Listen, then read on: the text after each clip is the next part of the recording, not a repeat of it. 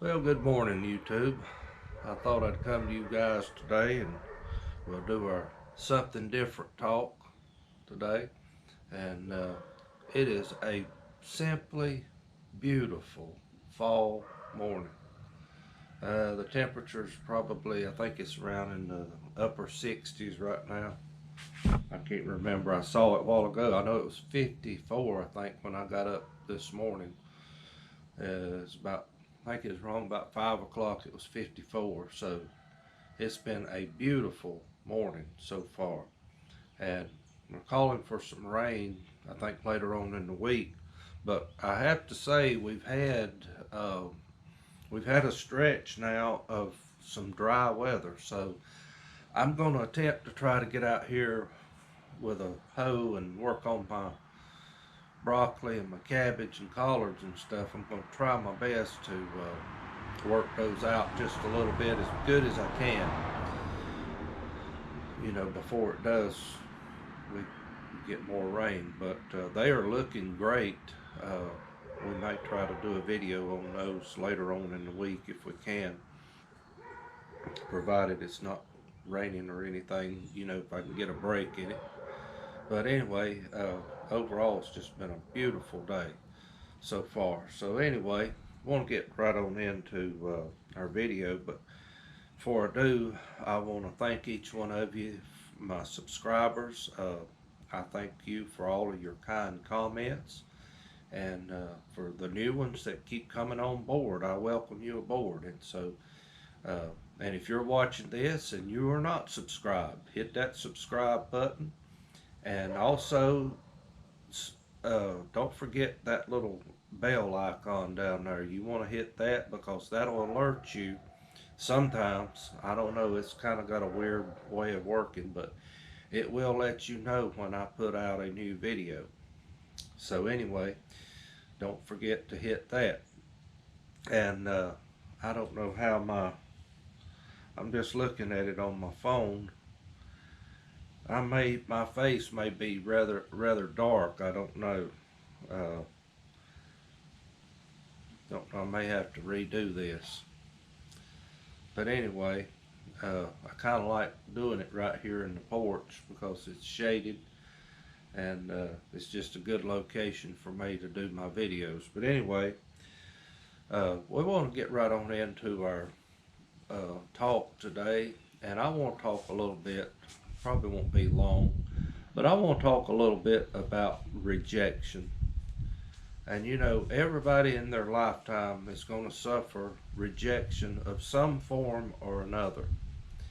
And just recently we had a situation uh, here that you know we saw some rejection, and it kind of inspired me to do a talk about this. And I have suffered rejection. Me and my wife together have suffered rejection numerous times in our life. And it's just a fact of life that you're going to go through, uh, that you're going to be rejected. And I think about our Savior, how he was rejected. The Bible speaks that Jesus came unto his own, and his own received him not. And to us, thinking on a worldly or earthly or fleshly level, we would look at that and we would say, oh, how terrible. And it was, don't get me wrong. But at the same time, thank God the door was open to the Gentiles, to us. And I thank God for that. Because, beloved, beforehand it was not that way. And so uh, we were grafted in. If you study the book of Romans, Paul talks a lot about we were that wild branch that was grafted into the vine, which is Jesus Christ. And I thank God that the door was open to the Gentiles. Now that's a door open. Just because one door shuts don't mean there's not another open door somewhere else. So that kind of leads me into the next thing. And I think about one occasion of me and my wife. as a team, we wanted to build a home. And this has been about 8 years ago, something like that. And I've got land that I inherited. It's been in my family for years, and I inherited that land, and it's in my name. I've got it, uh, and we wanted to build on that, and I kind of walked it over. I kind of laid it out in my mind how I wanted to do it, and kind of I set a corner, not say a corner stone where I wanted the corner of the house, and it's still there. It's in the ground right now. But me and my family, we got out, we cleared the land by hand. Well, I cut all the trees, most of them, by hand, all the firewood sized trees, you might say. And we cleared it and had a guy to come in and dig the stumps out. And he cut us a road into it. And we got all that done ourselves. So the land was basically sitting there waiting for a home to be built on it. And if someday I may take you down there and kind of show you around if we get time. But anyway, guys, the door never would open. We went through all kinds of, we went to every bank we could talk to. I mean, the door wouldn't open. Now, if we tried that today, the possibility, it probably could happen now. Uh, or, you know, that things have changed somewhat. But back then, there just was no way. And I come to terms with it. I was at peace with it. God knows best. And I look through what we have went through as a family, and I think about it. God knows best. Uh, that would have been detrimental to us if we had have gone down that route, because I know what we've went through between now and then, and I don't know that we could have come out on the other side. So, guys, just because God shuts a door in your life and you have to suffer rejection, that don't mean it's over with. And I come to the place that I believe God knows more about what I need than I do. And when you can get to that level in your life, that's very wise thinking. But you can't be that way with a selfish attitude. There's a lot of people, all they study is themselves. And you cannot be that way and think like that and expect God to bless you. Uh, but I'm going to tell you right now, I'm thankful that door closed. Now, we have a home here. We've had it for over 20 years now, 23 to be exact. And we've had it rented out for about 10 years of that time, and something like that. And, it's not much. In the world standards, most people would look at it as, nothing. But I really don't care what they think about it. It's almost paid for and it's mine. And, guys, I feel like I'm wealthy. Now, in the world's eyes, I know I'm not. But you know what? I can see light at the end of the tunnel in getting this thing paid for. And I know people that's my age. I mean, I'm knocking on the door of 50. And I see people that's my age and even older. They have house payments that are 4 digits long. Now, guys, I'm going to tell you something. I couldn't sleep at night if I had that. I mean, that's just the way it is. I just don't want to be in debt all my life. And let me just go ahead and just nail this down. If you've got food to eat on your table, and I might say something about that before I finish this video, But if you got food to eat on your table, and if you've got a roof over your head, and you've got a place to lay your head tonight, what more do you want? I mean, we're living in a day and hour now, nobody has enough. I mean, I think about people, they just buy buildings on top of buildings to put their stuff in, and they still don't have enough. I mean, I wished I had another building to store like my tractors and things like that in, that I could keep it up out of the weather better. But guys, listen to me. We're living in a day and hour now. People just selfish. I mean, just plain selfish. I don't know how I got off on this, but I mean, they're just simply selfish. And guys, you can't be that way. Uh, and most of the time, people that's that way, and if they ever have a rejection in their life, it will nearly all but destroy. And it did me at one time. It nearly destroyed me. I'll give you a little bit of insight on that, and Lord willing, one day I'll be able to share that story with you. But anyhow, let me get back on track here.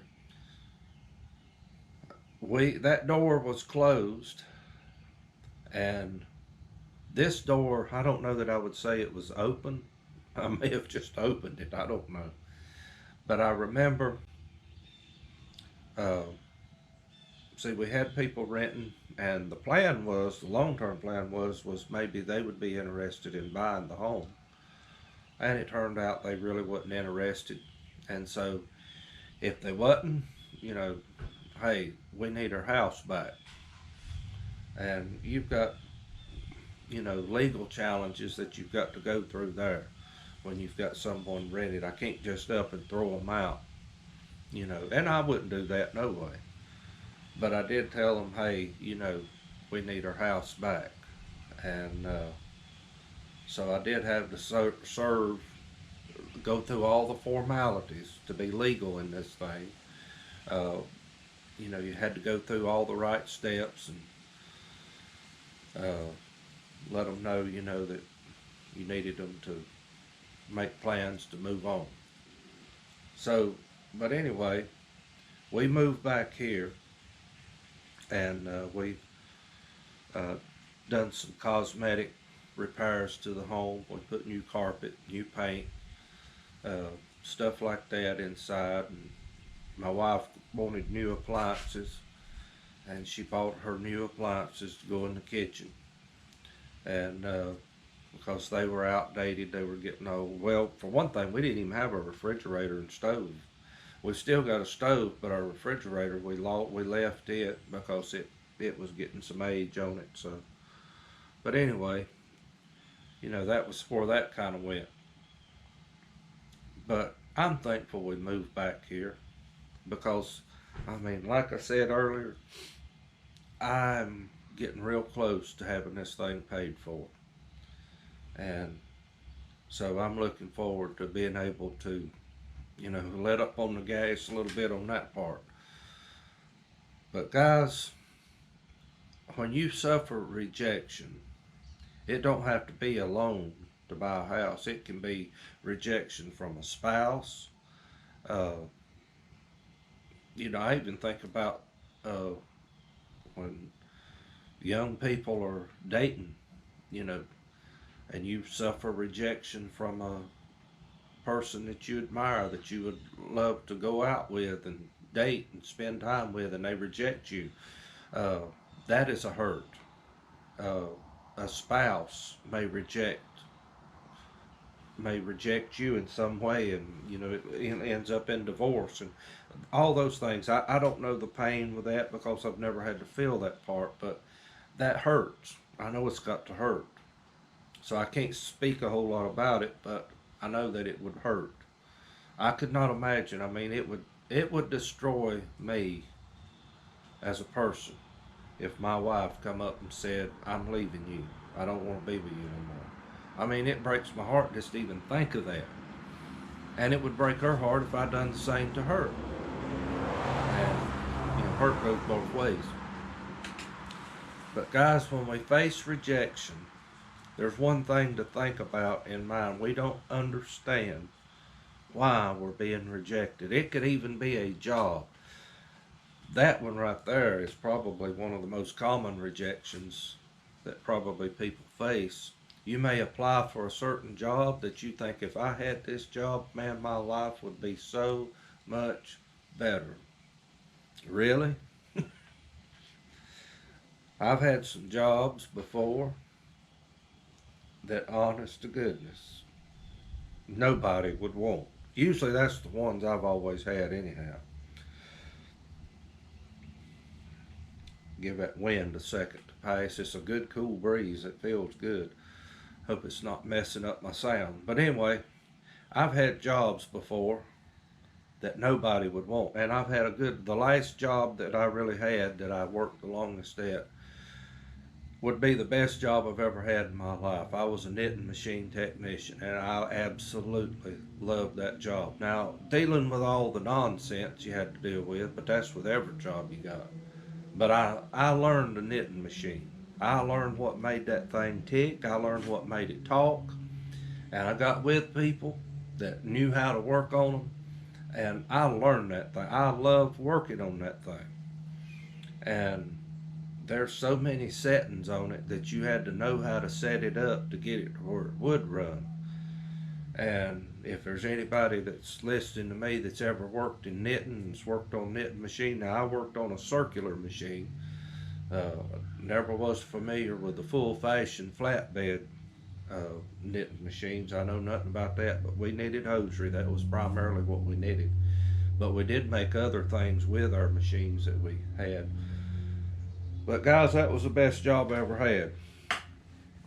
And from time to time, I would think I wanted something else. And matter of fact, I did venture out one time and took a job, and I really wasn't rejected on it, but I found out right quick this was not for me. But thankfully, there was an invitation for me to come back to my existing job, and I did with with a flurry. But anyhow, I got back. But I think about, there's times though that there's been jobs that I've had or wanted, and the door would be shut on it, and it would just devastate me. I think, well, man, if I just had that, I don't know. Guess I'm just gonna always be stuck like this. But down the road, I would see why that door was shut. I remember wanting a job at a certain place one time, and I remember going and applying for it, filling out application, and I even got an interview. The interview went great, and or at least I thought it did. And I mean, there was no hitches, nothing. Everything went off. I mean, we got along good, and as a matter of fact, I was even told I would be hearing from them shortly. Well, about a month went by, and I didn't hear from them. And I thought, well, I guess that one's over with. And about another month or so went by, and I come find out they were closing their doors. They were shutting down. So, guys, just because you suffer rejection, that don't necessarily mean that the door's totally shut, but take it like this: God shut a door for a purpose, and He knows better. So when you face a rejection in your life, it's going to hurt. I guess this will be the moral of the story. A rejection will hurt, and it'll hurt for a long time. But guys, there's a reason behind why. And so look at it like this: God always knows best for what we need in our lives. We may think what we're going through right now, if we just had that we was rejected of, it would be better. Well, maybe we think it would, but God knows that it won't. So by and by, through time, we're going to understand why we was rejected, whatever it was we were rejected with. And that's just the way life is. We're going to have to face it. I'll have to face it. And, all of us will. So guys, if I could leave you with anything, today. Just because God shuts a door, one door, that don't mean that another one won't open. But he shuts a door for a reason. And so guys, don't give up. Don't think it's the end of the world just because your door has shut. Uh, God may have a better plan. And matter of fact, for the child of God that loves him, I know he does. I don't just believe that he might. I know he does. For a child of God that's serving him, that loves him, I know that God has a better plan. So guys, just keep the faith. Don't give up. Don't give in. Don't throw in the towel. Just keep struggling. Just keep fighting the good fight. And keep serving the Lord. Because, beloved, I believe we will come out victors on the other side. So anyway, that's what I have today. I know it's kind of scattered. I hope you get something out of it. But I've got to get busy. I told you I was going to say a little something about blessed with food. My son was good enough. He harvested a deer, and so I've got to finish that up. I've got to grind some hamburger, and so I've got to get started on that and get that ready to go. And so anyway, we've been blessed. So I thank the Lord for what he's done, for his provision. So anyway, guys, I got to get off of here. I hope you have a blessed day, and I know God will be good to you. And beloved, I thank you for listening, putting up with me all this time. And we got other things. We got the tractor. We've got to get started. I've not done anything as of yet. I'm waiting for my gaskets to come in because I can still use it, and I don't want to tear it down until I know I can get it right back together, because that's my life's blood. I've got to have that. And so anyway, that's where that stands right there.